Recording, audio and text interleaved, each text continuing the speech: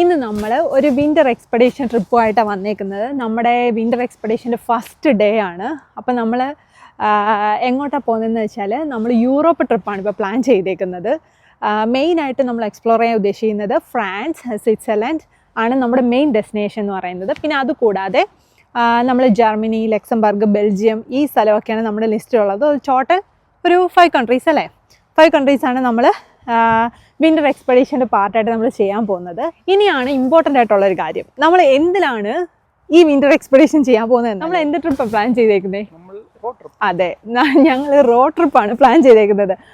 അപ്പോൾ നിങ്ങൾ കരുതും റോഡ് ട്രിപ്പ് എന്ന് പറയുമ്പോൾ ചിലപ്പോൾ നമ്മൾ കാറിലായിരിക്കും പോകുന്നത്, അവിടെ പോയിട്ട് ഹോട്ടൽസ് അങ്ങനെയൊക്കെ ബുക്ക് ചെയ്ത് അങ്ങനെ ആയിരിക്കും പോകുന്നത്. ഒരിക്കലും അല്ല, നമ്മൾ ഇത്തവണ പ്ലാൻ ചെയ്തേക്കുന്നത് സെയിം നമ്മൾ ലാസ്റ്റ് നമ്മുടെ സ്കോട്ട്ലൻഡ് ട്രിപ്പ് എക്സ്പ്ലോർ ചെയ്തതുപോലെ തന്നെ നമ്മൾ ഇത്തവണ നമ്മുടെ മോട്ടോർ ഹോമിലാണ് യൂറോപ്പ് റോഡ് ട്രിപ്പ് നടത്താൻ പോകുന്നത്. നമ്മുടെ സ്വന്തം മോട്ടോർ ഹോം.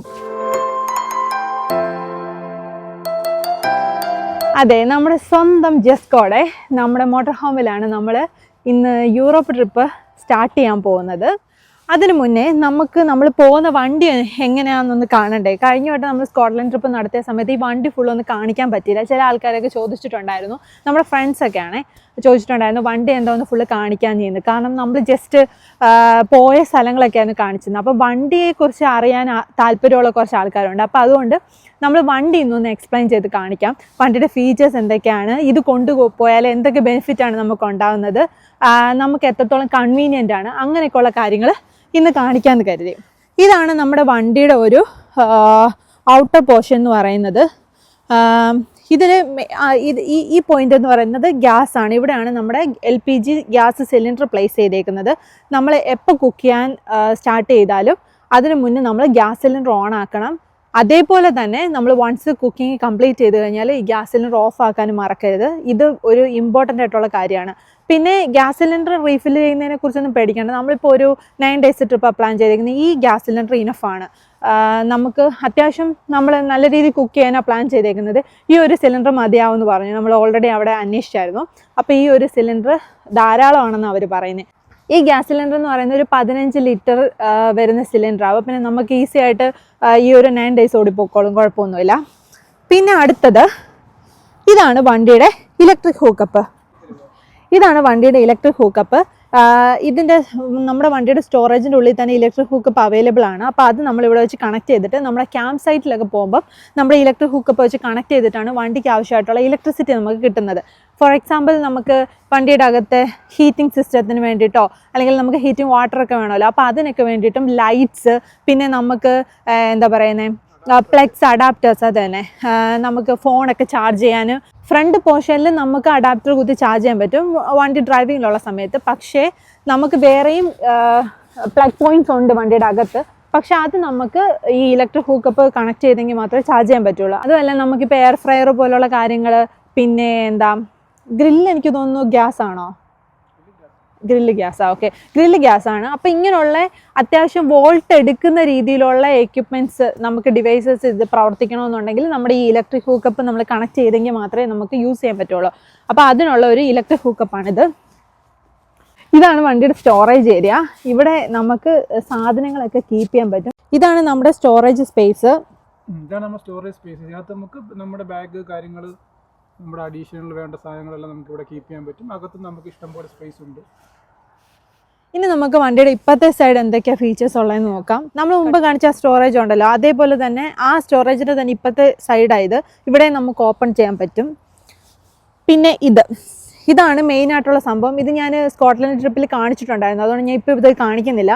ഇത് നമ്മുടെ ടോയ്ലറ്റ് കാസറ്റ്സ് ആണ്. ഇതിൻ്റെ അകത്താണ് നമ്മുടെ വേസ്റ്റ് വാട്ടറൊക്കെ സ്റ്റോർ ആവുന്നത്. അപ്പം നമ്മൾ ഈ ടോയ്ലറ്റ് യൂസ് ചെയ്ത് കഴിഞ്ഞാൽ ഈ കാസറ്റ്സ് റിമൂവ് ചെയ്ത് ക്യാമ്പ് സൈറ്റിലുള്ള വേസ്റ്റ് ഡിസ്പോസലിൽ കൊണ്ടുപോയി നമ്മളിത് ഡിസ്പോസ് ചെയ്യണം. ഇത് ഞാൻ ഓൾറെഡി കാണിച്ചിട്ടുള്ളത്, അതുകൊണ്ട് ഇനിയിപ്പോൾ അത് തുറന്നൊന്നും കാണിക്കുന്നില്ല.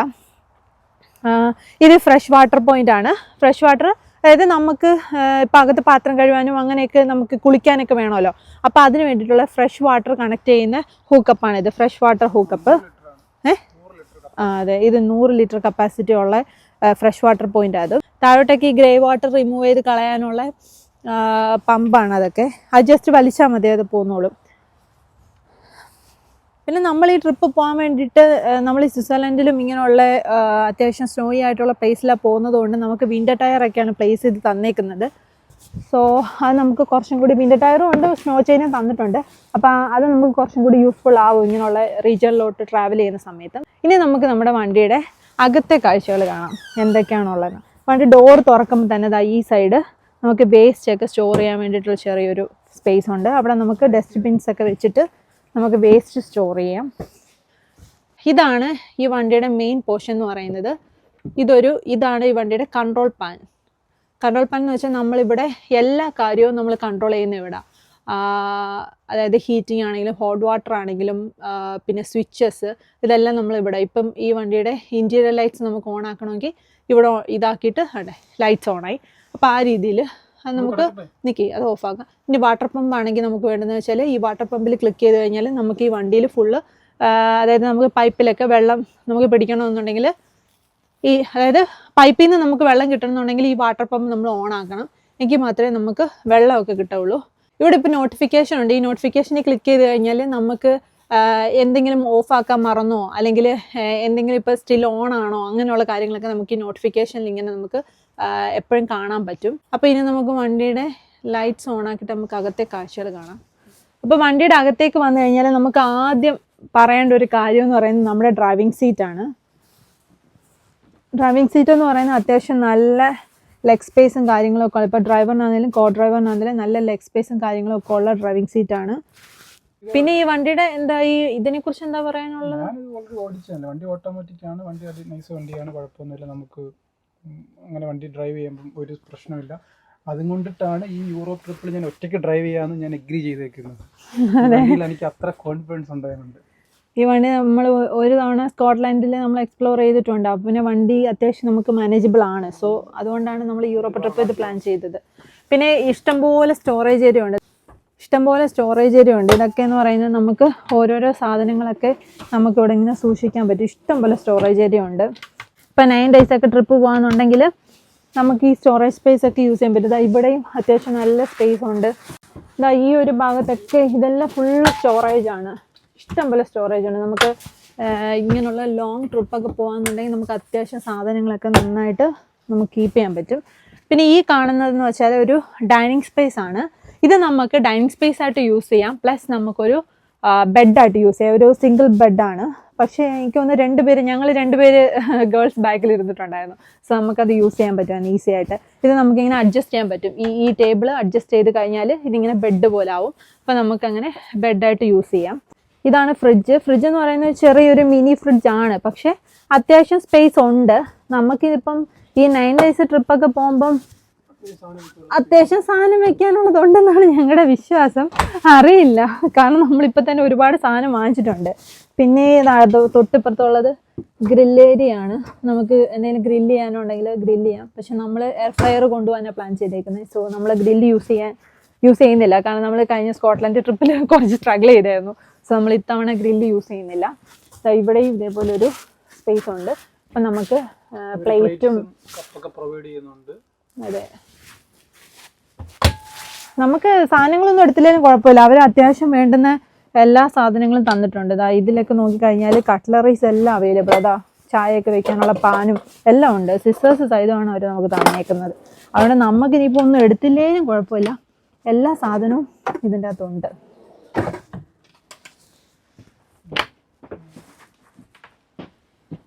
ഇതാണ് വേറൊരു മെയിൻ പോയിന്റ്, വാഷ്റൂം, നമ്മുടെ ടോയ്ലറ്റ്. ഞാൻ ലൈറ്റ് ഇടാം. ഇതാണ് വാഷ്റൂം എന്ന് പറയുന്നത് അത്യാവശ്യം ഒരാൾക്ക് മാനേജ് ചെയ്യാൻ പറ്റും, കുഴപ്പമൊന്നുമില്ല. പിന്നെ ഒരു വണ്ടിയാണല്ലോ, വണ്ടി എന്ന് പറയുമ്പോൾ എത്രത്തോളം ടോയ്ലറ്റിൻ്റെ വലിപ്പം കാണുമെന്നുള്ളത് നമുക്ക് ഊഹിക്കാമെന്നുള്ളതേ ഉള്ളൂ. ഇവിടെ ഒരു സ്റ്റോറേജ് ഉണ്ട്. നമുക്ക് സോപ്പോ അങ്ങനെയുള്ള വാഷിംഗ് ലിക്വിഡ്സോ അങ്ങനെ എന്തെങ്കിലുമൊക്കെ അവിടെ കീപ്പ് ചെയ്യാൻ പറ്റും. ടോയ്ലറ്റ് ടിഷ്യൂ ഉണ്ട്. പിന്നെ ഇവിടെ എന്തെങ്കിലും ബ്രഷൊക്കെ വെക്കാം. ഇതാണ് പൈപ്പ്. ഇത് നമുക്ക് ഷവറായിട്ട് യൂസ് ചെയ്യാം. എന്നിട്ട് ഇത് ഇതേപോലെ തിരിച്ച് അകത്തേക്ക് പ്ലേസ് ചെയ്താൽ മതി. പിന്നെ ഈ ഷവറായിട്ട് യൂസ് ചെയ്യുമ്പോൾ കുളിക്കുന്ന സ്ഥലം ഇതാണ് കേട്ടോ. നമ്മുടെ ബാത്തിങ് സ്പേസ് എന്ന് പറയുന്ന അത് നമുക്ക് കണ്ട് ഇവരിങ്ങനെ കവർ ചെയ്ത് വെച്ചേക്ക്. നമുക്ക് റിമൂവ് ചെയ്ത് കഴിഞ്ഞാൽ ഇതിങ്ങനെ നമുക്ക് കുളിക്കാനുള്ളൊരു സ്പേസ് ആയിട്ട് മാറും. അപ്പോൾ നമുക്ക് അതിൻ്റെ അകത്ത് നിന്ന് കുളിക്കാം. പിന്നെ ഹോൾഡേഴ്സൊക്കെ ഉണ്ട്. പിന്നെ നല്ലൊരു മിററൊക്കെ ഉണ്ട്. ഇവിടെയൊക്കെ 2 ഹോൾഡേഴ്സ് ഉണ്ട്. ഇത് പിന്നെ നമ്മുടെ ടോയ്ലറ്റ്. ഇത്രയും കാര്യങ്ങളാണ് ടോയ്ലറ്റിൽ വരുന്നത്.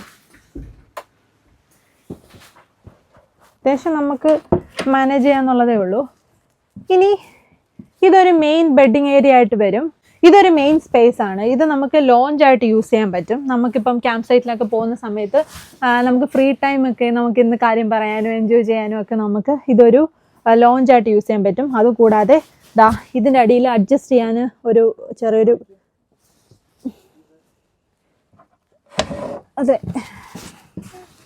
ഇതിൻ്റെ അടിയിൽ നമ്മളിങ്ങനെ അഡ്ജസ്റ്റ് ചെയ്ത് കൊടുത്തിട്ട് ഇതിങ്ങനെ പ്ലേസ് ചെയ്ത് കഴിഞ്ഞാൽ ബെഡുമായി ഒരു ഡബിൾ ബെഡായി നമുക്കിവിടെ കിടക്കാം. സോ ഇത് നമുക്ക് ലോഞ്ചായിട്ട് യൂസ് ചെയ്യാം, ഒരു ഡബിൾ ബെഡായിട്ട് യൂസ് ചെയ്യാം. ഇതേപോലെ നമുക്ക് തിരിച്ച് പ്ലേസ് ചെയ്തും വെക്കാം. ഈ ചുറ്റിനും കാണുന്ന സ്റ്റോറേജ് ഏരിയ, ഇഷ്ടം പോലെ സാധനം വയ്ക്കാം. നമുക്ക് ഡ്രസ് ഐറ്റംസ് ആണെങ്കിലും എന്താണെങ്കിലും നമുക്ക് ഇഷ്ടം പോലെ സ്റ്റോറേജ് ഏരിയ ഉണ്ട് ഈ ഒരു വണ്ടിയിൽ. അതാണ് ഇതിൻ്റെ ഒരു ഹൈലൈറ്റ് എന്ന് പറയുന്നത്. ഇനി നമുക്കൊരു ഡബിൾ ബെഡ് കൂടെ ഉണ്ട്. ഇത് ശരിക്കും ഒരു അപ്പർ ബർത്താണ്. ഇത് ഒരു 2 പേർക്ക് കിടക്കാൻ പറ്റുന്ന രീതിയിലുള്ളതാണ്. ഇവിടെ നമുക്ക് സ്വിച്ച് ഉണ്ട്. ഈ സ്വിച്ച് ഇങ്ങനെ പ്ലേസ് ചെയ്ത് കഴിഞ്ഞാൽ ഇതിങ്ങനെ താഴേക്ക് വരും. ശ്രദ്ധിച്ച് ചെയ്താൽ മതി. ഇതിങ്ങനെ താഴേക്ക് വന്നു കഴിഞ്ഞാൽ ഇവരിവിടെ ഒരു ലാഡറൊക്കെ തന്നിട്ടുണ്ട്. ഈ ലാഡർ നമ്മളിവിടെ ഹൂക്കപ്പ് ചെയ്തിട്ട് നമുക്ക് ആ ലാഡറിൽ ചവിട്ടി മേളിൽ കയറാൻ പറ്റും. അങ്ങനെ നമുക്ക് ഈ ഡബിൾ ബെഡിൽ നമുക്ക് കിടക്കാം. ഇനിയിപ്പോൾ താഴെ വീണ് പോകുന്ന പേടിയൊന്നും വേണ്ട. ഇതിന് ചുറ്റും ഇങ്ങനെ നെറ്റുണ്ട്. ഈ നെറ്റ് വെച്ചിട്ട് ഈ ഹോൾഡറിൽ പ്ലേസ് ചെയ്ത് കഴിഞ്ഞാൽ നമുക്ക് ബെഡായി. അങ്ങനെ എല്ലാ സാങ്കേതിക വിദ്യകളോടും കൂടിയ ഒരു 5 ബർത്ത് വെഹിക്കിളാണ് നമ്മുടെ കയ്യിലിപ്പോൾ ഉള്ളത്. പിന്നെ മെയിനായിട്ട് ഈ ആൾക്കാർ കൂടുതലും ഇങ്ങനെയുള്ള മോട്ടോർ ഹോമിൻ്റെയൊക്കെ റെൻ്റൊക്കെ ചോദിക്കാറുണ്ട്. ശരിക്കും നമ്മളിപ്പോൾ എടുത്ത ഈ വിൻ്റർ പീരീഡിൽ ഈ ഒരു വണ്ടിയുടെ റെൻ്റ് എന്ന് പറയുന്നത് പെർ ഡേ ഒരു 105 പൗണ്ടൊക്കെയാണ് പെർ നൈറ്റ് എന്ന് പറയുന്നത്. ഇത് ഡിപ്പെൻസ് ആണ് കേട്ടോ. ക്രിസ്മസ് പീരീഡിലായതുകൊണ്ടാണ് 105 വന്നേക്കുന്നത്. ഇതിന് തൊട്ട് മുന്നേ എനിക്ക് തോന്നുന്നു ഒരു 95 എന്തായിരുന്നു റെൻറ്റ്. അപ്പം ഇങ്ങനെ അതായത് റെൻറ്റ് ഇങ്ങനെ ഫ്ലക്ച്വേറ്റ്സ് ആണ്. ഓരോ പീരീഡിലും ഇങ്ങനെ റെൻറ്റ് മാറിക്കൊണ്ടിരിക്കും. ഇനിയിപ്പോൾ വിൻ്റർ കഴിഞ്ഞിട്ട് നെക്സ്റ്റ് സമ്മർ ആകുമ്പോഴത്തേക്കിന് റെൻറ്റ് നല്ല കൂടും. കാരണം സമ്മർ എന്നൊക്കെ പറയുന്നത് പീക്ക് സീസൺ ആണല്ലോ. സോ സമ്മർ ടൈം ഒക്കെ ആകുമ്പോഴത്തേന് റെൻറ്റ് കൂടാനാണ് ചാൻസ്. അപ്പോൾ ഈ ഓരോ പീരീഡിലും അല്ലെങ്കിൽ ഓരോ സീസണിലും റെൻറ്റ് ഇങ്ങനെ മാറിക്കൊണ്ടിരിക്കും. അപ്പം നമുക്കൊരു ഫിക്സഡ് റെൻ്റ് ഒന്നും പറയാൻ പറ്റില്ല. അതും ഡിപ്പെൻസ് വെഹിക്കിളാണ്. നമ്മൾ ഏത് വണ്ടിയാണോ ചൂസ് ചെയ്യുന്നത് ആ വണ്ടിക്കനുസരിച്ച് റെൻറ്റ് മാറും. ഇതിപ്പം 5 ബർത്ത് ആയതുകൊണ്ടാണ് ഈ റെൻറ്റ് വന്നിരിക്കുന്നത്. ഇനിയിപ്പോൾ 6 ബർത്ത് ആണെങ്കിൽ അതിൻ്റെ റെൻറ്റ് ഡിഫറെൻ്റ് ആയിരിക്കും. പിന്നെ 2 ബർത്ത് ഉണ്ട്. അപ്പം നമുക്ക് ഉള്ള മോഡൽ എന്ന് വെച്ചാൽ 2, 4, 5, 6 ഇങ്ങനെയാണ് ബർത്ത് വരുന്നത്. നമ്മൾ എടുക്കുന്ന വണ്ടിയുടെ ടൈപ്പ് ഏതാണോ അതിനനുസരിച്ച് റെൻറ്റ് മാറും. നമ്മൾ ഏത് സീസണിലാണോ വണ്ടി എടുക്കുന്നത് അതിനനുസരിച്ചും ഈ റെൻറ്റ് ഇങ്ങനെ മാറ്റം ഉണ്ടാവും. പിന്നെ ഞങ്ങൾക്ക് എങ്ങനെ ഈ വണ്ടി കിട്ടിയെന്നല്ലേ, ഞാൻ ഈ വണ്ടിയുടെ കമ്പനിയിൽ തന്നെയാണ് ഞാൻ ജസ്കോയിൽ, അതായത് ഇവരുടെ മെയിൻ ഗ്രൂപ്പായ THL ആണ് ഞാൻ THL UK ആൻഡ് അയർലൻഡ് എന്ന് പറയുന്ന ആ കമ്പനിയിലാണ് ഞാൻ HR ആയിട്ട് വർക്ക് ചെയ്യുന്നത്. സോ എനിക്ക് ഇതെൻ്റെ എംപ്ലോയി ബെനിഫിറ്റ് ആണ്. അപ്പോൾ എനിക്ക് ഇയർലി 2 times എനിക്ക് വണ്ടി ഫ്രീ ഓഫ് കോസ്റ്റിന് കിട്ടും. സോ ഇതെൻ്റെ ഒരു എംപ്ലോയി ബെനിഫിറ്റ് ആണ്. അതല്ല കസ്റ്റമേഴ്സിനാണെങ്കിൽ നമ്മുടെ വെബ്സൈറ്റിൽ കൊയർ ചെയ്താൽ മതി. നിങ്ങൾ ഏത് ടൈപ്പ് മോഡലാണോ എടുക്കാൻ ഉദ്ദേശിക്കുന്നത് അത് കൊയർ ചെയ്ത് കഴിഞ്ഞാൽ അതിൻ്റെ റെൻറ്റും നിങ്ങൾ ഏത് പീരീഡാണോ എടുക്കാൻ ഉദ്ദേശിക്കുന്നത്, നിങ്ങൾ എത്ര ഡേയ്സിലത്തേക്കാണോ എടുക്കാൻ ഉദ്ദേശിക്കുന്നത് അതൊക്കെ നിങ്ങൾ റിക്വസ്റ്റ് ചെയ്ത് കഴിഞ്ഞാൽ റെൻറ്റും ബാക്കി ഡീറ്റെയിൽസൊക്കെ അവർ നിങ്ങൾക്ക് പ്രൊവൈഡ് ചെയ്യും. പിന്നെ ഈ വണ്ടി എടുക്കുമ്പോൾ വേറൊരു കാര്യം എന്ന് വെച്ചാൽ ഇവർ ഡെപ്പോസിറ്റ് ആയിട്ടൊരു അതായത് അതും ഡിപ്പെൻസ് മോഡലാണെന്ന് തോന്നുന്നു. എനിക്ക് അതിനെക്കുറിച്ച് കൺഫേംഡ് ആയിട്ട് അറിയില്ല. അതായത് ഒരു 2500, 3000 ആ ഒരു റേഞ്ച്, അതായത് പൗണ്ട്സ് 2500, 3000 പൗണ്ട്സ് ആ ഒരു റേറ്റിലാണ് ഡെപ്പോസിറ്റ് വാങ്ങിക്കുന്നത്. അതും ഡിപ്പെൻസ് ഈ പറയുന്ന വെഹിക്കിളാണ്. അതല്ലെങ്കിൽ ഇത്രയും വലിയൊരു വണ്ടി തന്നു വിടുമല്ലോ, അപ്പോൾ പിന്നെ അവർക്ക് ഒരു ഗ്യാരണ്ടി വേണമല്ലോ. ആ ഒരു ഗ്യാരണ്ടീഡ് എമൗണ്ട് ആണ് ഈ പറയുന്നത്.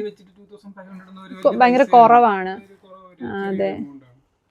അപ്പം അങ്ങനെ ഡെപ്പോസിറ്റ് നമ്മൾ പേ ചെയ്ത് പിന്നെ നമ്മൾ എടുക്കുന്ന പീരീഡിനനുസരിച്ച് റെൻറ്റും പേ ചെയ്ത് കഴിഞ്ഞാൽ നമുക്കിങ്ങനെ ഒരു മോട്ടോർ ഹോം നമുക്ക് അതെ നമുക്ക് നമ്മുടെ കൺവീനിയൻറ്റിനനുസരിച്ച് നമുക്ക് എവിടെ വേണമെങ്കിലും നമുക്ക് എന്താ പറയുന്നത് വണ്ടി ഒതുക്കിയിട്ട്, അതായത് പാർക്കിംഗ് സ്പേസിൽ വെള്ളം ആയിക്കോട്ടെ, ഇലക്ട്രിക് ഹുക്കപ്പ് ആയിക്കോട്ടെ, പിന്നെ നമുക്ക് അതിൻ്റെ വേസ്റ്റേജ് വെള്ളം കാര്യങ്ങളൊക്കെ ക്ലിയർ ചെയ്യണമെങ്കിൽ ഉറപ്പായിട്ട് ക്യാമ്പ് സൈറ്റ് വേണം. ക്യാമ്പ് സൈറ്റ് എടുക്കാതെ നമുക്ക് എന്നും സ്റ്റേ ചെയ്യാൻ പറ്റത്തില്ല. പിന്നെ പാർക്കിംഗ് ഏരിയയിലൊക്കെ നിർത്തി നമുക്ക് ഫുഡ് കഴിക്കാനും കുക്ക് ചെയ്യാനൊക്കെ പറ്റും. പക്ഷെ വൺസ് രാത്രി ആയി കഴിഞ്ഞാൽ നമുക്ക് എവിടെയും ക്യാമ്പ് സൈറ്റ് എടുത്തേ പറ്റത്തുള്ളൂ. കാരണം ഇങ്ങനെയുള്ള വണ്ടി നമ്മൾ എല്ലാം എടുത്തിട്ട് കിടക്കുവാണെങ്കിലും ലീഗൽ എന്തോ പ്രശ്നമൊക്കെ ഉണ്ട്, പെനാൽറ്റീസ് ഒക്കെ ഉണ്ട്, കാര്യങ്ങളൊക്കെ കിട്ടും. അപ്പൊ അങ്ങനെ എടുക്കുന്നവരൊക്കെ അതൊക്കെ സൂക്ഷിക്കുക. കാരണം ഈ വണ്ടി നൈറ്റിൽ നമ്മൾ പുറത്തിറക്കി കഴിഞ്ഞാൽ, അതായത് നമ്മൾ ഇറക്കാൻ പറ്റും, പുറത്തിറക്കാൻ പറ്റും, പക്ഷെ നമ്മൾ എവിടെയെങ്കിലും ഇത് ഒതുക്കി കഴിഞ്ഞാൽ അവരത് സ്റ്റേ ആണോ എന്നൊക്കെ ഡൗട്ട് അടിക്കും. നമ്മൾ അവിടെ സ്റ്റേ ചെയ്യാനാണോ ഈ വണ്ടി ഒതുക്കിയേക്കുന്നത്, നമ്മൾ ചിലപ്പോൾ ഒരു ചായ കുടിക്കാനോ അല്ലെങ്കിൽ വേറെ എന്തെങ്കിലും ഒരു ബ്രേക്കിംഗ് പോയിന്റ് പോലെ ആയിരിക്കും നമ്മൾ നിർത്തിയേക്കുന്നത്. പക്ഷേ ഇത് നമ്മൾ സ്റ്റേ ചെയ്യാനാണോ നിർത്തിയേക്കുന്നതെന്നൊക്കെ ഉള്ളൊരു ഡൗട്ടൊക്കെ വരും. അങ്ങനത്തെയൊക്കെയുള്ള കുറച്ച് കാര്യങ്ങളൊക്കെ ഉണ്ട്. ക്യാമ്പ് സൈറ്റ് വലിയ കോസ്റ്റ്ലി ഒന്നും അല്ല. നമുക്ക് 20 pounds തൊട്ട് ക്യാമ്പ് സൈറ്റ് കിട്ടും. 20, 25, 30 pounds ഒക്കെ ഉള്ളൂ ക്യാമ്പ് സൈറ്റ്. അത് ഈ പല സീസൺ അനുസരിച്ച് ഇങ്ങനെ കൂടിയും കുറഞ്ഞൊക്കെ നിൽക്കും. അത് നമ്മൾ നെറ്റിലൊക്കെ സെർച്ച് ചെയ്ത് ഇഷ്ടംപോലെ ക്യാമ്പ് സൈറ്റ് പോകുന്ന റൂട്ട് അനുസരിച്ച് നമുക്ക് കിട്ടും. അത് നമ്മൾ സെർച്ച് ചെയ്തിട്ട് നമ്മളെടുത്ത് ബുക്ക് ചെയ്ത് കഴിഞ്ഞാൽ നമ്മുടെ ടൈമിൽ അവിടെ പോയാൽ മതി. അവർ തരുന്ന സ്ലോട്ടിൽ പാർക്ക് ചെയ്യുക, നമ്മൾ നൈറ്റ് അവിടെ കിടക്കുക, പിറ്റേന്ന് രാവിലെ ചെക്കൗട്ട് ചെയ്യുന്ന സമയത്ത് ചെക്കൗട്ട് ചെയ്ത് നമുക്ക് പോവാം. പിന്നെ വിന്റർ ടൈമിൽ എല്ലാ ക്യാമ്പ് സൈറ്റൊന്നും ഓപ്പൺ അല്ല, അതും എല്ലാ ക്യാമ്പ് സൈറ്റും ഓപ്പൺ ആയിരിക്കത്തില്ല. അത് നമ്മൾ ഗൂഗിളിലൊക്കെ നോക്കി ചെക്ക് ചെയ്ത് എടുത്തിട്ട് നമ്മൾ എടുക്കുക.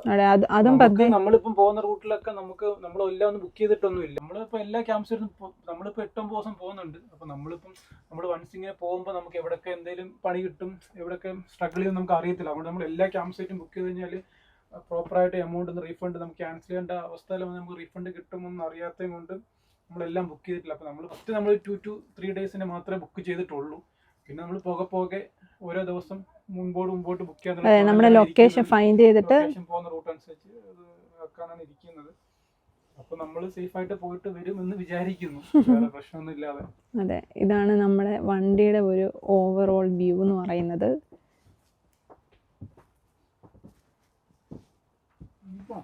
അതെ, ഇനി നമുക്ക് നമ്മുടെ ട്രിപ്പ് തുടങ്ങാം അല്ലേ. ബാക്കി വിശേഷങ്ങൾ ഇനി വരുന്ന വീഡിയോസിലൊക്കെ ഉണ്ടാവും. അപ്പം നമ്മുടെ ട്രിപ്പ് നമ്മൾ ഇവിടെ തുടങ്ങാൻ പോവാ. നമുക്കറിയില്ല, നമ്മൾ നൈറ്റേ പോകുള്ളൂ. ജസ്റ്റ് വണ്ടി ഒന്ന് കാണിച്ചു തന്നതാ. ഇനി നമ്മൾ വീട്ടിൽ പോയിട്ട് സാധനങ്ങളൊക്കെ വണ്ടിയിൽ ലോഡ് ചെയ്യണം. എന്നിട്ട് വേണം നമുക്ക് ഇവിടെ നിന്ന് പോവാൻ വേണ്ടിയിട്ട്. നമ്മൾ 10 മണിക്കോ 11 മണിക്കോ രാത്രിയല്ല, നമുക്ക് വെളുപ്പിന് 5 മണിക്കാണ് ഫെറി ഡോവറിൽ നിന്നാണ് ഫെറി കയറി നമ്മൾ ഫ്രാൻസ് കയറണം. പക്ഷെ നമ്മൾ ഇവിടെ നിന്ന് നൈറ്റ് തന്നെ പോവാ. കാരണം നമ്മൾ അവിടെ ലേറ്റ് ആയാലോ എന്ന് പേടിച്ചിട്ട് നമ്മൾ നൈറ്റ് തന്നെ പോവാ. നൈറ്റ് തന്നെ പോയിട്ട് അവിടെ എവിടെയെങ്കിലും ജസ്റ്റ് ഒന്ന് സ്റ്റേ, ഒരു 1-2 മണിക്കൂർ സ്റ്റേ ചെയ്തിട്ട് നമ്മൾ നേരെ പോർട്ടിലോട്ട് പോകാനുള്ള പ്ലാനാണ്. ഓക്കെ, അപ്പം നമ്മുടെ യൂറോപ്പ് ട്രിപ്പിൻ്റെ ബാക്കി വിശേഷങ്ങൾ ഇനി വരുന്ന വീഡിയോയിൽ കാണാം. നമ്മൾ അത്യാവശ്യം പ്ലേസസ് ഒക്കെ ലിസ്റ്റ് ചെയ്തിട്ടുണ്ട്. എനിക്കറിയില്ല, അവിടുത്തെ ക്ലൈമറ്റൊക്കെ ഭയങ്കര സ്നോയി ആണ്, ഭയങ്കര ഒരു കോൾഡ് വെതറാണ് അവിടെയൊക്കെ ഉള്ളത്. അപ്പം നമുക്ക് നമ്മൾ ലിസ്റ്റ് ചെയ്തേക്കുന്ന സ്ഥലത്തെല്ലാം നമുക്ക് വിസിറ്റ് ചെയ്യാൻ പറ്റുമോ എന്നൊന്നും അറിയില്ല. എന്തായാലും ഇതൊരു അഡ്വഞ്ചർ ട്രിപ്പ് തന്നെ ആയിരിക്കും. അത് നമുക്ക് എന്തായാലും 100% ഉറപ്പാണ്. കാരണം ഇങ്ങനെയുള്ള നമ്മൾ യൂറോപ്പിൽ ഫസ്റ്റ് ടൈമാണ് പോകുന്നത്, പിന്നെ ഈ ഒരു വണ്ടിയിലുമാണ് പോകുന്നത്. അതെ, അപ്പോൾ ബാക്കി വിശേഷങ്ങൾ അടുത്ത വീഡിയോയിൽ കാണാം. അതുവരെ ബൈ.